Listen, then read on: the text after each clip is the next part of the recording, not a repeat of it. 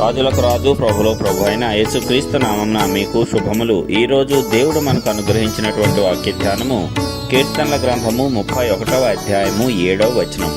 నీవు నా బాధను దృష్టించి ఉన్నావు, నా ప్రాణ బాధలను నీవు కనిపెట్టి ఉన్నావు, కావున నీ కృపను బట్టి నేను ఆనందభరితుడనై సంతోషించెదను. ప్రియులారా, ఈ వాక్య ధ్యానాన్ని మనం గమనించినట్లయితే దేవుడు మనల్ని దృష్టిస్తున్నాడు, సమస్తాన్ని కనిపెట్టి చూస్తూ ఉన్నాడు. ఇక్కడ భక్తుడు ఏమని చెప్తున్నాడంటే, నీవు నా బాధను దృష్టించి ఉన్నావు అంటే దేవుడు మన యొక్క బాధలన్నిటినీ కూడా చూస్తూ ఉన్నాడంట. అలాగే ప్రాణ బాధను కనిపెట్టుచూ ఉన్నాడంట. అయితే మరి వీటిని చూడటం వల్ల ఉపయోగం ఏమిటి అనగా, మనుషులు కూడా మన యొక్క బాధలు చూస్తారు, ఎదురుగుండా మనం పడేటువంటి శ్రమ, శోధన, కష్టాలను చూస్తారు. కానీ వారిలో కొందరు అయ్యో పాపం అని మాట సహాయం ఏమన్నా చేస్తారేమో, కొంతమంది వారికి తోచినటువంటి సహాయం చేసి మరి మనకు కొంత అండగా నిలవచ్చు. కానీ సమస్త బాధ నుంచి కూడా బయటకు తీసుకొని రావటం అనేది మనుషులకు కూడా అసాధ్యమైనటువంటి కార్యమే. మనకు ఆ ప్రాణ బాధలు కలిగినప్పుడు రక్షించగలిగిన వాడు ఒక్కడే, అది దేవుడు మాత్రమే. మనుష్యులలో కొంతమంది కొంతవరకు మనకు సహాయం చేయవచ్చు, లేక కొంతమంది మనకు సంపూర్ణంగా సహకారం చేయాలని తలంచవచ్చు, కానీ వారి వల్ల కాకపోవచ్చు. అయితే దేవుడు మాత్రము మన యొక్క ప్రతి బాధను, ప్రాణ బాధను కనిపెట్టుచూ దృష్టించుచూ ఉన్నాడు. కాబట్టి తప్పనిసరిగా ఆయన మనకు సహాయం చేస్తాడు. మరి ఇక్కడ భక్తుడు ఇందులో చివరి వచనంలో ఏమంటున్నాడు? కావున నీ కృపను బట్టి నేను ఆనందభరితుడనై సంతోషించదును. ఎన్ని బాధలు వచ్చినా, ఎంత ప్రాణ బాధలు వచ్చినా సరే, మనల్ని ఏమి ఆవరిస్తుందంటే దేవుని యొక్క కృప. ఎప్పుడైతే దేవుని యొక్క కృప మనలను ఆవరించిందో మనము ఆనందభరితులమవుతాము, సంతోషిస్తామంట. అంటే ఎంత బాధ ఉన్నా, నీకు మరణము సంభవించేలాగా నీ పరిస్థితులు ఉన్నా సరే, నీవు ఎవరి యందు ఆనందిస్తావంట? నీ దేవుని యందు, ఆయన కృప యందు నీవు ఆనందిస్తావు, సంతోషిస్తావంట. అంటే దేవునిని గురించి నీవు అంత లోతుగా తెలుసుకున్నప్పుడు మాత్రమే ఇది సాధ్యమవుతుంది. ఈ భక్తుడు తన యొక్క జీవితంలో అనేకమైనటువంటి అనుభవాలు చూశాడు. మరి భక్తుడు ఎవరో కాదు, దావీదు.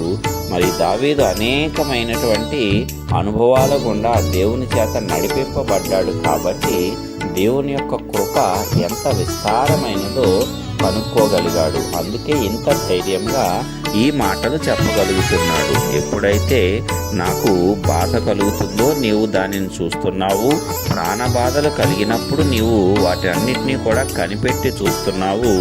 ఎప్పుడైతే నాకు బాధ కలుగుతుందో, శ్రమ కలుగుతుందో, నేను దుఃఖిస్తానో, వెంటనే నీవు నన్ను ఆదరిస్తావు, నీ కృపను నాకు చూపిస్తావు. కాబట్టి నాకు భయం లేదు, నాకు కేవలము సంతోషం కలుగుతుంది, నా హృదయం ఆనందంతో నిండిపోతుంది అని భక్తుడు ఇక్కడ దేవునిని గూర్చి స్తుతిస్తున్నాడు. ఎంత గొప్పగా దేవునిని గూర్చి తెలుసుకున్నాడు కదా. అంటే మన యొక్క ప్రతి పరిస్థితిలోనూ, కష్టంలోనూ, శ్రమలోనూ, శోధనలోనూ దేవుడు తప్పించిన ప్రతి చిన్న విషయాన్ని కూడా మనము జ్ఞాపకం చేసుకున్నప్పుడు మనకు కూడా ఇదే రకమైనటువంటి కృతజ్ఞతా భావం అనేది ఏర్పడుతుంది. దేవుని యొక్క కృపను మనము పొందగలుగుతాము, మనము గుర్తుపట్టగలుగుతాము. ఇది దేవుని వల్ల మాత్రమే, ఆయన కృప వల్ల మాత్రమే నా జీవితంలో సాధ్యమైంది తప్పిస్తే ఇక దేని వల్ల కాదు అనేటువంటి విషయాన్ని నీవు గ్రహించగలుగుతావు.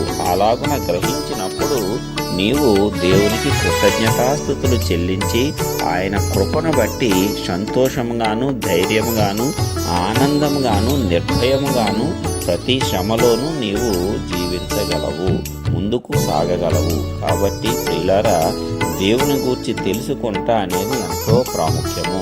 ఆయన యొక్క ప్రేమను తెలుసుకుంటా అనేది ఎంతో ప్రాముఖ్యము.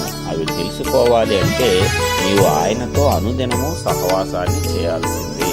ఆయనతో అనుదినము సహవాసం చేసినప్పుడు ఆయన ఎలాంటి వాడో ఇంకా ఇంకా నీవు తెలుసుకోగలుగుతావు. ఆయన ప్రేమ, ఆయన కృప నీ పట్ల ఏ రీతిగా ఉందో, ఎంత ఉన్నతముగా ఉందో సమస్తాన్ని నీవు గ్రహించగలుగుతావు. అప్పుడు నీలో విశ్వాసం పెరుగుతుంది. ఆ విశ్వాసం ద్వారా ధైర్యం అనేది కలుగుతుంది. కాబట్టి ప్రియులారా, ఇక్కడ భక్తుడు మరి ఎలాగో దేవుణ్ణి తెలుసుకున్నాడో, ఎంత లోతుగా తెలుసుకొని ఆయన కృపను బట్టి ఆనందించి సంతోషిస్తున్నాడో, మనము కూడా అంతకంటే ఎక్కువగా ఆయన కృపను తెలుసుకొని ఆయన యొక్క ప్రేమను, మంచితనాన్ని, సమస్తాన్ని మనము ఎరుగునట్లు ఆయనలో ముందుకు సహవాసాన్ని కొనసాగించడానికి పరిశుద్ధాత్మ దేవుడు శక్తినివ్వాలని యేసయ్య నామమున ప్రార్థించుచున్నాను. ఆమేన్.